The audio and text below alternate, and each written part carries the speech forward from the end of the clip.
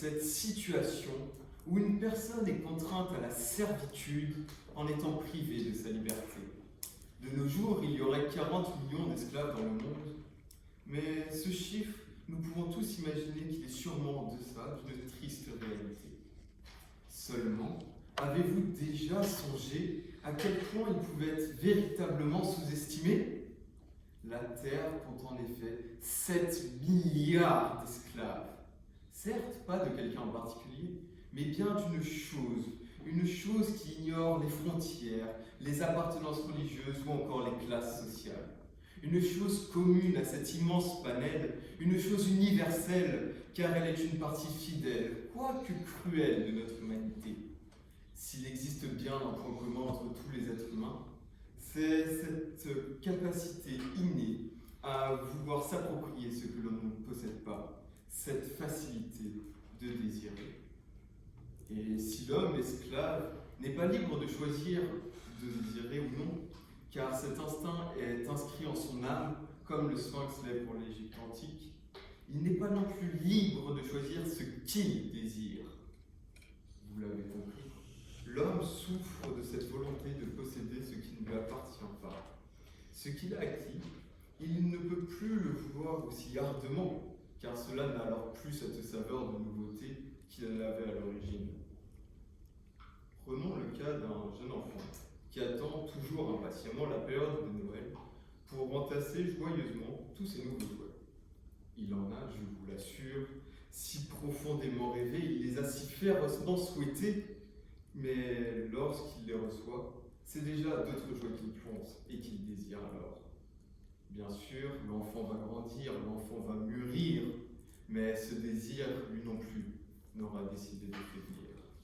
Ce terrifiant serpent qu'est le désir, c'est s'adapter au rythme de l'enfant et se faufiler lentement mais sûrement au plus profond de son esprit, afin de lui imposer, comme un contremaître de la pire espèce, la prochaine nature qu'il va revêtir. Ce vil reptile en nous, tel le lierre qui enserre le chêne fertile, puissant venin du monde qui nous entoure. En effet, voyez comment le serpent tient l'enfant tout au long de sa vie. À sa naissance, c'est le contexte familial qui va s'imposer à lui et orienter ses désirs sans qu'il en ait conscience.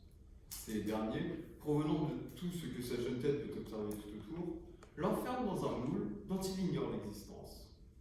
Vient alors l'adolescence, période où l'enfant commence à prendre conscience de ce carcan. Il souhaite prendre son indépendance et devenir maître de sa vie. Mais le serpent a feinté de le libérer pour mieux le contrôler. Que l'adolescent choisisse de poursuivre la voie qu'il avait alors, ou au contraire d'essayer de se rebeller et de partir à l'opposé, eh bien en réalité le constat est le même à l'arrivée. Car s'il pense choisir entre deux décisions binaires, en réalité ce sont ses désirs qui lui imposent de prendre l'une ou l'autre des directions. L'enfant, lui, ne joue aucun rôle dans cette décision.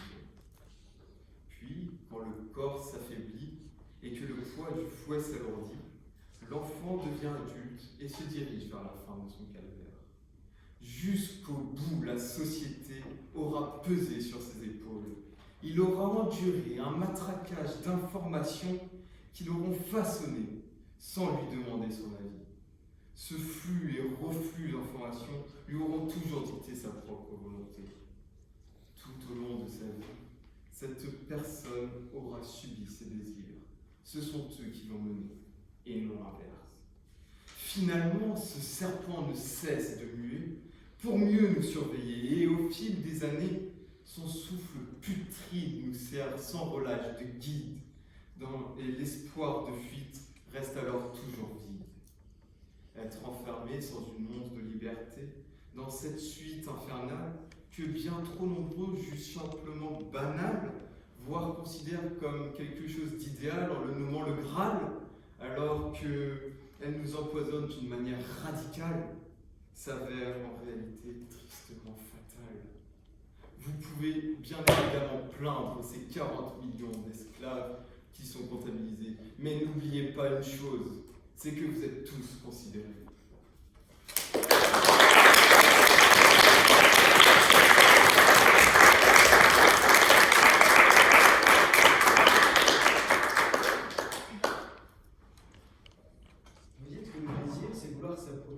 que l'on ne possède pas. Alors quand on est amoureux, lorsqu'on désire une autre personne, cela voudrait dire qu'on voudrait posséder l'être aimé? Cela signifie simplement que nous sommes esclaves de notre amour envers cette personne que nous aimons.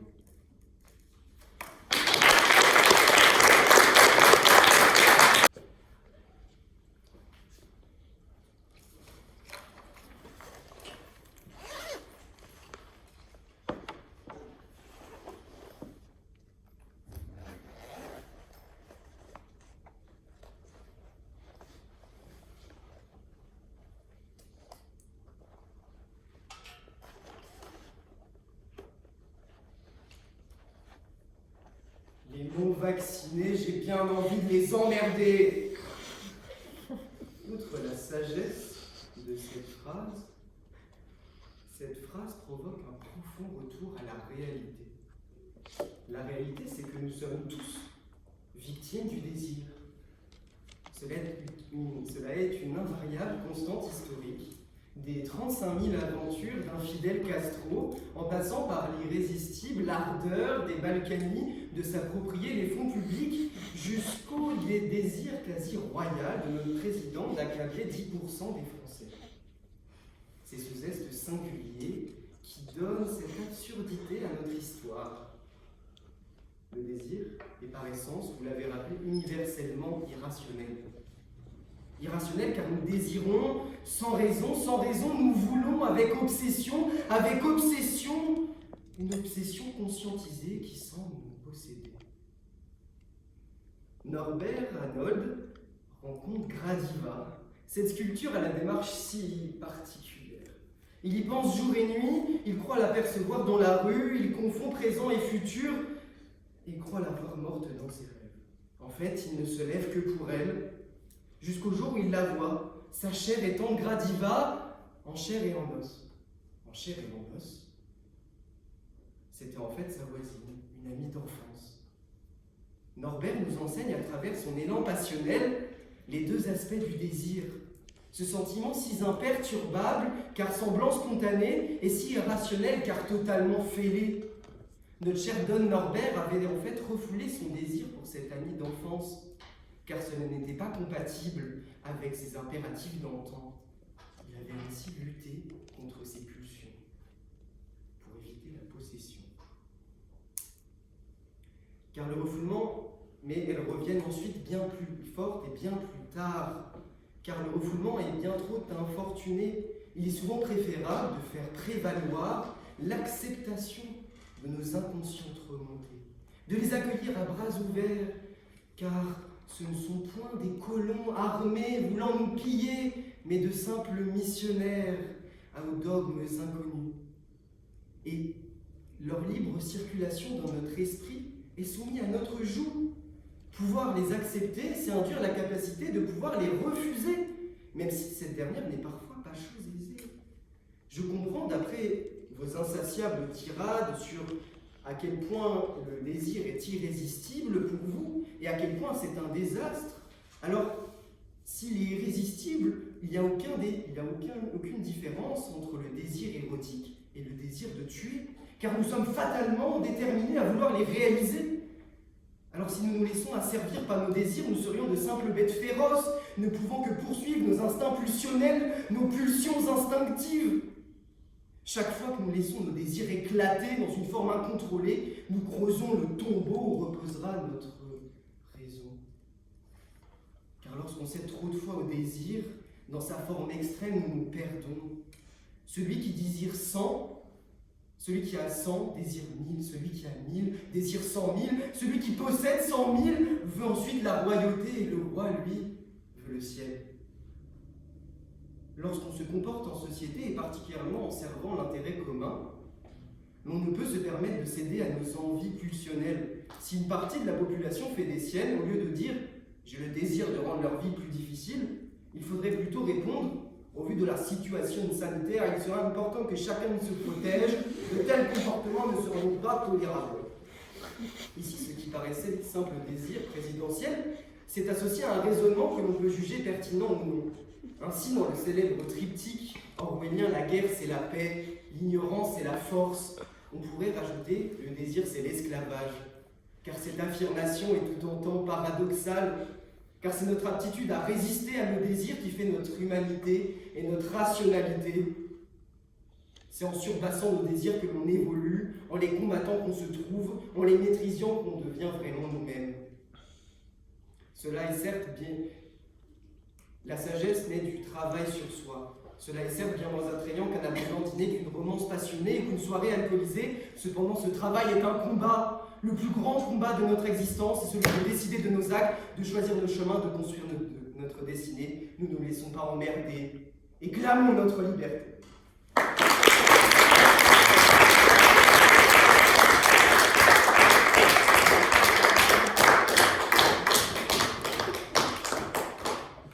Vous avez évoqué le désir de tuer que, heureusement, vous arrivez à contrôler. N'empêche, celui-ci ne remplit pas votre âme de noirceur et vous torture à longueur de journée?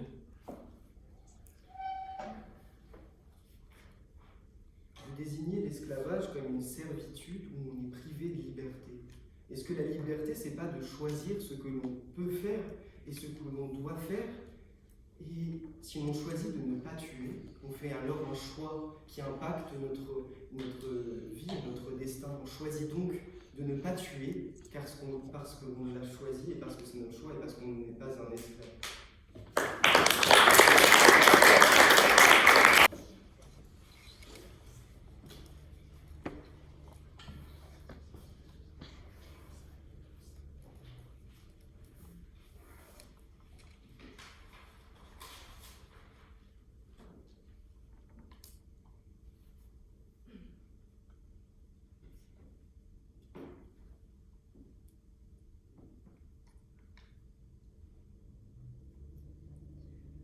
Raphaël est déterminé. Il avance dans le froid du mois de janvier d'un pas rapide, raide et régulier. Il pense à tout en ne pensant à rien. Il ne souhaite que marcher, courir, sauter, puis disparaître dans un monde où ses désirs perdus ne lui causeront plus aucun mal-être. Raphaël se penche et regarde l'eau ruisseler du haut du pont Mirabeau. Il pense à la fuite des jours et à celle de ses désirs. Le pont n'attend que de s'effondrer sous son poids pour le laisser s'engouffrer dans l'abîme de ses peines et de ses émois. L'amour s'en va comme eau courante, l'amour s'en va. Comme la vie est lente et comme l'espérance est violente. Ces vers d'Apollinaire, Raphaël les entend. On les lui murmure à l'oreille. La douce voix de finitude lui chuchote langueusement. Saute, mon ami, tous tes désirs sont partis. Il est temps de renoncer à la vie. Il est vrai que Raphaël est un homme frustré, déçu, malheureux, mal aimé. Il s'est honteusement fait mettre à la porte la veille par sa dulcinée car, ce soir-là, son désir n'était pas là. Raphaël s'était dit: quelle déception, ce n'est pourtant pas compliqué de désirer. Il pourrait suffire de se forcer un peu et d'y penser très fort. Mais malheureusement, quand ça veut pas, ça veut pas. Le désir ne s'invente pas. Et quand il s'absente, quand il part se balader vers d'autres univers, l'homme est seul avec cette absence. Car la vie est vraiment triste, monotone et fugace quand les désirs s'en vont, quand ils se cassent. Certains désirs se fracassent contre la paroi presque invisible de la dure réalité de la vie. Parfois, on désire tellement fort, on attend tellement impatiemment un moment que lorsqu'il arrive, lorsque l'objet du désir se réalise enfin, on se retrouve déçu, dépité, désabusé. On se sent bête parfois d'avoir autant désiré, alors que le moment attendu, une fois venu, se révèle être banal, sans goût particulier, très fade finalement. Certains, convaincus que les désirs sont toujours frustrés, désavoués, en viennent simplement à ne plus désirer. Ils tombent alors dans un gouffre plus profond que sombre et voient en la mort une aide, un remède. La mort devient alors une évidence dans laquelle le désespéré s'engouffre. Elle est une douce liqueur au goût amer, laissant dans le cœur l'ébauche d'une chimère. Raphaël n'a plus aucune envie, plus aucune motivation, plus aucun désir de vivre, ni de survivre. Alors il se laisse aller, sans résister, là où l'absence de désir ne se fait plus ressentir. Si la naissance mène inéluctablement à la mort, l'absence de désir mène incontestablement au délire. Quand tous vos désirs disparaissent, votre cœur est vide, votre corps s'enlise comme votre esprit dans les plus profonds et noirs abysses. L'absence de désir est un tel désespoir que la vie n'a plus de sens et que la mort prend tout le sien. C'est cette absence qui pousse Raphaël à prendre son envol, à faire le pas, à sauter de ce pont. Si contrairement à Raphaël, je n'ai pas envie de mettre fin à mes jours, c'est bien parce que je désire. Chaque matin, quand il est un peu encore un peu trop tôt pour sortir de mon lit, mes désirs m'animent et me poussent à me lever. Une rage profonde de les réaliser me rend tous les jours plus vivante et plus vivace. Désir de réussir, désir d'être heureuse, désir de me nourrir et désir de plaisir. L'ensemble de ces désirs sont des moteurs, de réelles sources d'énergie qui alimentent mon corps et mon esprit. Sans eux, sans ces précieux désirs, je ne doute pas que la vie me quitterait et s'en irait de mon corps sans le moindre remords. Finitude nous chuchote à nouveau. L'entendez-vous? Tendez l'oreille, écoutez-la. Vos désirs sont des trésors et vous préservent de l'ennui. Protégez-les avant que je ne vienne les accueillir. Par ces mots, Finitude nous dit que les désirs protègent de la monotonie et des idées noires. Finitude cueillit donc Raphaël. Elle entendit son appel, lui qui n'avait plus de désir, ni de raison de vivre. Veuillez conclure. Lui qui n'espérait que des jours plus beaux dans l'au-delà, là où le désir n'est pas.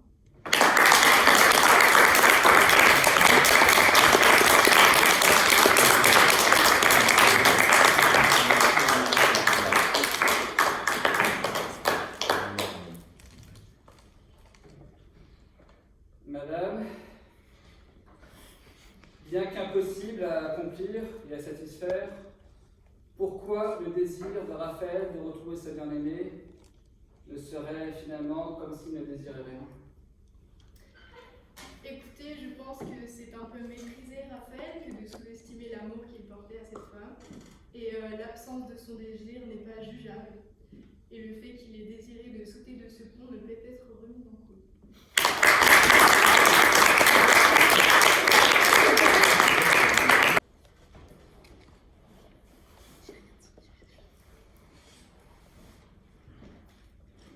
Lorsque mes soirées solitaires me font ressurgir des souvenirs oubliés, je pense.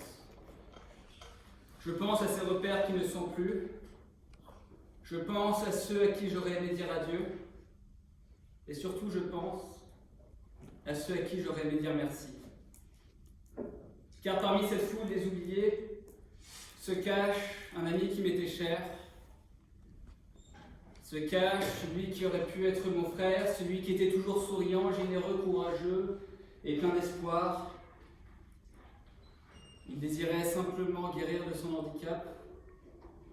Il s'appelait Loïc et il était plus jeune que vous lorsqu'il s'est donné la mort. Car derrière ce visage, derrière son sourire que je n'oublierai jamais, se cachait une souffrance que je ne pouvais comprendre. Comme ma grand-mère, qui souhaitait garder la santé malgré le cancer, tout comme ceux qui souhaitent rester à jamais jeunes malgré le temps qui passe, ceux qui désirent la mort ne sont pas ceux qui ne désirent rien, au contraire, ce sont ceux qui en désirent trop. Ceux qui désirent la mort, mesdames et messieurs, sont ceux dont leur vœu le plus cher, dont repose toute leur entièreté, de vouloir rester en vie est impossible, de par leur corps, de par la nature, et ils en ont conscience, et ça les fait souffrir. Ainsi, leur espoir et non leur désir s'effondrent. Et alors un désir nouveau vient corrompre leur âme. Avant de continuer mon propos, j'aimerais revenir sur une notion que ma contradictrice, qui j'espère est en bonne santé et le restera, possède toutefois des carences en philosophie. Car il faut prendre conscience que Rousseau opposait ceux qui ne désirent rien aux éternels insatisfaits. Cela ne signifie pas que ceux qui ne désirent rien souhaitent mourir. Bien au contraire, ceux qui ne désirent rien sont ceux qui apprécient le plus la vie. Ce sont ceux qui n'ont rien à désirer de plus que ce que la vie leur offre déjà. Ils ne désirent ni davantage de richesse, ni davantage de connaissances, non pas qu'ils en possèdent énormément, mais simplement qu'ils arrivent à se complaire de leur situation. Ils arrivent à se complaire dans cet équilibre. Alors, heureux ceux qui ne désirent rien, ils n'ont pas à subir la souffrance de ceux qui désirent tout. Quant à moi, dans tout ça, je dois vous confesser que fut un temps, pas si lointain à l'échelle d'une vie, j'étais de ceux qui en désiraient trop. Je désirais changer le passé, je désirais retrouver mes amis trop tôt disparus. En fait, je désirais même les oublier. Non pas que j'ai déprécié leur compagnie, simplement que je n'ai su retenir que le vide de leur absence. Et c'est cette même absence qui a tant bouleversé mon âme et mon cœur, cette même absence qui m'a fait perdre le goût des choses. Pourquoi suis-je en train de vous parler de tout ceci, me demanderez-vous?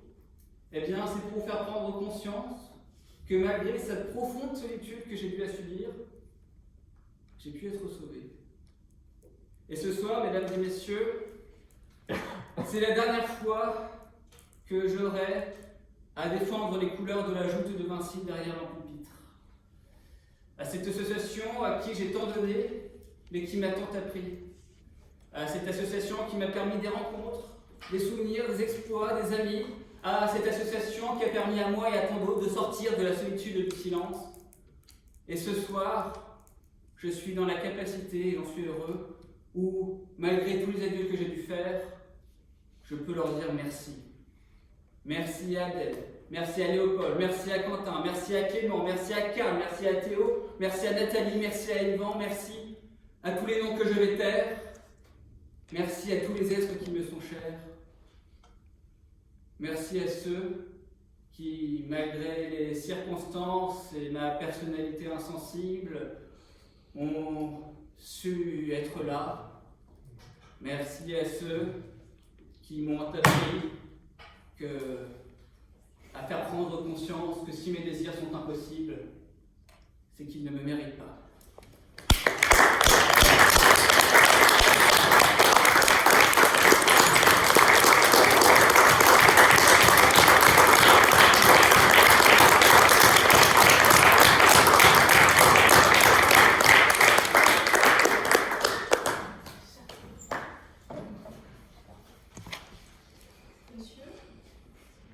N'est-ce pas sous-estimer la détresse des personnes qui se suicident que de considérer la mort comme un désir? De par votre question, qui n'a que pour finalité celle de me décevoir, je serais tenté de vous répondre simplement par mots. Toutefois, de par le respect que je porte pour cette assemblée, je souhaiterais me mettre dans une position où je serais votre professeur et vous mon élève, et apprenons ensemble la différence qu'il y a entre le désir et l'espoir. L'espoir, c'est l'attente, le désir, c'est ce qui est ancré en nous. Car n'importe quel malade, n'importe quel souffrant ont toujours le désir d'aller mieux. Simplement, certaines situations de la vie font qu'ils perdent espoir, et c'est cette perte d'espoir, madame, qui leur fait perdre le goût des choses, qui font en sorte, comme dirait Céline, que le monde le quitte bien avant qu'il s'en aille pour de bon. Car, mesdames et messieurs, il faut aussi retenir les mots du grand penseur, c'est que le nihilisme et le remords sont le rejet de ce que nous sommes, mais l'acceptation de notre sort, c'est ce qui fait de nous des hommes.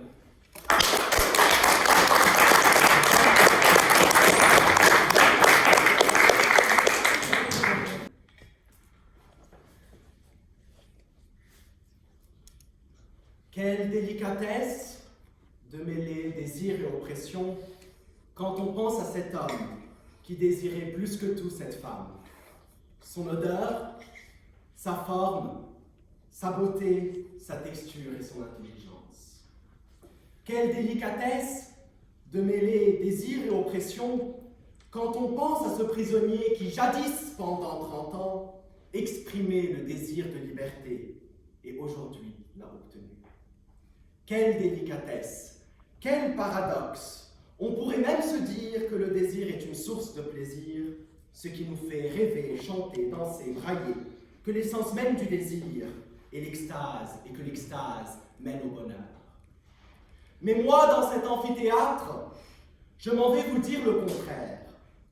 Je m'en vais vous dire que ce prisonnier qui désirait pendant 30 années sa liberté, eh bien, il s'est pendu hier.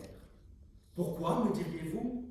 Tout simplement parce qu'il désirait tellement la liberté qu'il en avait une image utopique. Et que lorsque la réalité surgit, ce fut fatal. Je m'en vais vous dire que cet homme qui désirait plus que tout cette femme pour son odeur, sa forme, sa beauté, eh bien, est rentré bredouille hier pleurer lorsqu'il comprit la réelle odeur de cette femme. Et que l'entrefesse et les aisselles n'étaient pas les meilleurs endroits pour tendre sa langue. Le désir, c'est une forme de souhait irrationnel et obsédant. C'est un manque que ressent inlassablement l'homme. De ce manque surgissent des pulsions irrationnelles. Nous en avons tous des pulsions. Moi, c'est partir chaque matin à la pharmacie me faire violer les narines avec cette sorte de bâton-tige qui vous rentre jusque dans l'œil. Et vous, chers contradicteurs, j'en suis sûr, c'est me mettre une bonne claque éloquente à la fin de mon passage, mais vous pouvez toujours rêver de moi. Je ne trouverai pas d'autre jour. Le désir engendre donc une pulsion chez l'homme, celle de pouvoir combler son manque.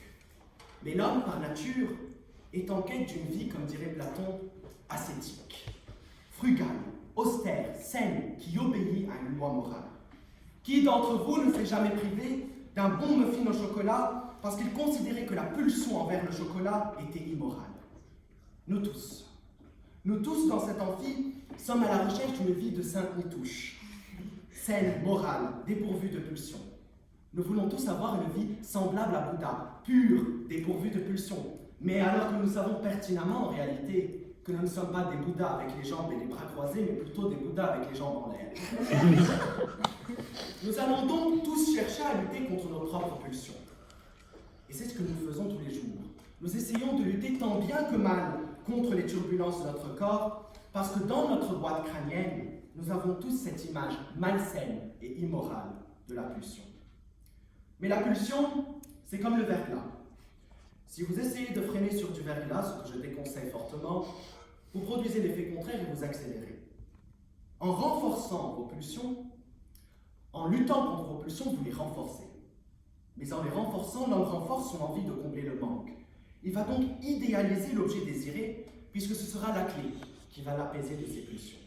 Tout comme le prisonnier qui a idéalisé la liberté, puisqu'en l'atteignant, il soulagerait ses pulsions et retrouverait une vie moralement saine.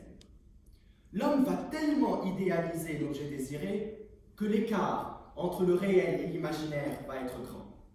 Il entre tout simplement dans ce qui remue ciel et terre, l'illusion. Et lorsque la réalité surgit, fatale et le frappe en plein cœur, l'objet désiré devient banal. C'est la désillusion, le désenchantement. Le désir pousse l'homme à se perdre dans l'illusion. Semer le désir, c'est faire de sa vie une illusion. Mais l'illusion n'est-elle pas une forme d'oppression? Qui sème donc le désir, récolte bel et bien l'oppression. Alors que vous semiez le désir à bout portant, comme une fleur, une rose qui mûrit au printemps, ou que vous soyez un mendiant de l'amour qui parsème les esprits, les allées de ces discours, il est une chose dont vous pouvez être sûr: de tous les biens, de tous les maux, de tous les torts qui nous rassemblent, c'est par le désir, et rien que par le désir, que je tremble.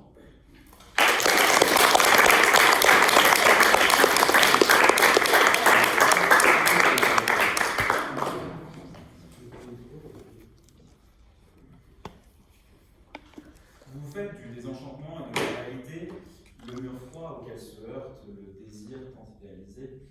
Cela ne veut donc pas dire que le désir est quelque chose de libre, de complètement affranchi de la dure réalité dans laquelle nous vivons, et qui n'est donc pas oppression, mais au contraire un havre de liberté. Comment peut-on être libre lorsque nous sommes prisonniers de la fausse image du désir?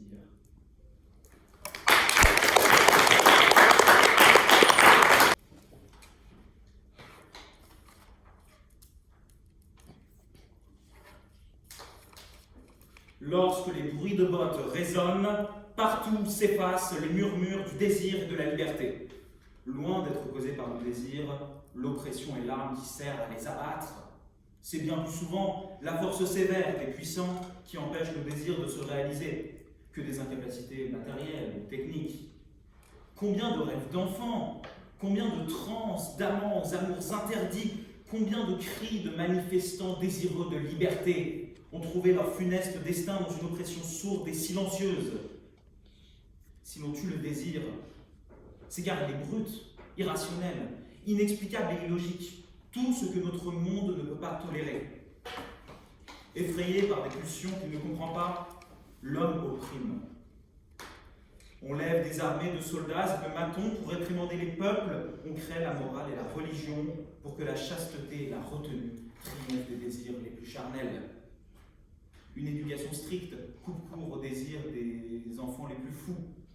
Mais plus grave encore, l'homme s'opprime lui-même. Il s'auto-condamne à la sérénité fausse d'un stoïcisme forcé. Qu'est-ce que son bonheur si ce n'est la réalisation de ses désirs? Celui qui sème le désir ne récolte pas l'oppression, bien au contraire. Désirer, n'est-ce pas remettre en question l'ordre établi? Ne pas accepter sa situation? Vouloir quelque chose de plus, de vouloir quelque chose que un système nous refuse. Qu'est-ce que le désir si ce n'est cette rébellion face à un monde qui nous demande de nous priver? Celui qui sème le désir répand la liberté. Bien que des siècles de conformismes et de règles l'aient enfoui au plus profond de nous, nos désirs sont toujours là. Patiemment, ils attendent. Malgré des barrages de conventions et d'oppression, il demeure un torrent tumultueux qui n'attend que la moindre fissure pour déborder et abreuver le monde. Il serait absurde de penser que l'on sème le désir comme on sème une fleur qui mûrit au printemps. C'est une culture bien plus tenace. Car là où naît le désir n'est pas une fleur, mais une herbe folle, une plante sauvage qui pousse sur les terrains les plus arides et se répand à travers les cœurs des hommes et des femmes. Si on cherche à l'arracher, il grandit pour ne plus jamais s'arrêter. Sa taille double, enfle à chaque révolution, et bientôt sa cape verte d'espérance s'étend jusqu'à recouvrir l'humanité tout entière. Alors on taxera cette vision d'idéaliste. On me répondra que l'accomplissement de tous les désirs n'est pas réalisable, et encore moins souhaitable, qu'il vaudrait mieux y renoncer pour accepter une existence faite de sagesse et de pondération, et de retenue. C'est là en vérité que s'opère la plus discrète et la plus terrible des oppressions. En cherchant à protéger l'homme de ses désirs les plus violents, on lui retire son but premier. Cible préférée des dogmatiques et des doctrinaires, des jansénistes aux talibans, des idéologues aux tyrans, on trouvera toujours des oppresseurs pour trouver des vices à vos désirs et vous condamner à y renoncer. Une telle résignation va pourtant à contrario de l'existence humaine. Nous serions naïfs de penser que l'homme peut exister sans désir. Il subsiste au fond de nous des envies, des projets et des convoitises que nous ne pourrons jamais expliquer rationnellement. Des rêves qui n'ont que faire de l'acceptable. Des buts que nous poursuivons, non pas car ils sont réalisables, mais car ils sont beaux. Et c'est justement parce qu'elles semblent si illogiques et si inexplicables que cette part de nous doit être préservée. C'est le dernier vestige d'un passé sans conformisme et sans règles. La part mourante de l'homme que nous étions autrefois. Spinoza disait que le désir était l'essence même de l'homme. Je lui rétorquerai aujourd'hui qu'il est tout ce qu'il en reste.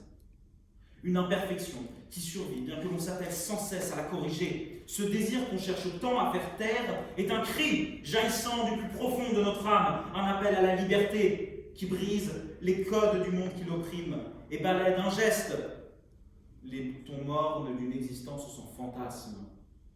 Heureusement, le désir est coriace. Les enfants se prennent encore à rêver l'irréalisable. Les artistes et les poètes font de leur désir lyrique des réalités poétiques. Les jeunes amants continuent de faire fi de la raison vertueuse pour suivre leurs cœurs amoureux. Et les peuples opprimés verront un jour leurs vœux de justice et leur désir de liberté exaucés. Assoiffés de rêves, et là de trop retenus, les hommes et les femmes ne désirent que la liberté. Répondons à cet appel et brisant les chaînes de l'oppression, il est grand temps de vivre nos désirs au lieu de désirer nos vies.